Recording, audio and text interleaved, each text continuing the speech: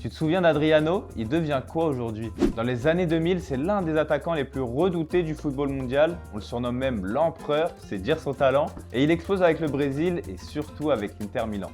Vous le connaissiez forcément pour sa puissance, sa vitesse, ses frappes lourdes. Le gars était inarrêtable sur le terrain et encore plus sur FIFA, il est considéré comme l'un des attaquants les plus complets de sa génération. On pense forcément à ses années de gloire en Serie A et ses performances avec la sélection brésilienne. Mais aujourd'hui, Adriano est complètement sorti du haut niveau et de la société même. Tu vas voir, sa vie d'aujourd'hui n'a plus rien à voir avec celle qui menait quand il était sur le toit du football brésilien et européen.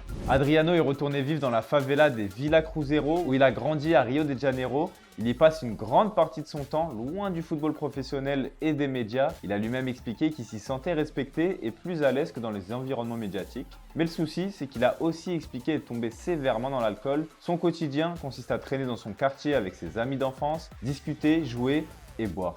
Aujourd'hui, Adriano est fauché et vit comme un gars qui a jamais joué au football dans les plus grands clubs du monde. Mais surprise, il y a une semaine, on a revu Adriano sur un terrain. Il a joué le match des légendes du Brésil face au Mexique avec ses anciens coéquipiers Kaká et Ronaldinho. Et il a même marqué comme quoi le talent est toujours là. Bon voilà, je t'ai raconté la chute d'Adriano. C'est pas le genre de trajectoire qu'on attend d'un crack du football brésilien. Et tu sais quoi, même lui le dit, il se considère comme le plus gros gâchis du football. T'es d'accord avec lui ou pas ?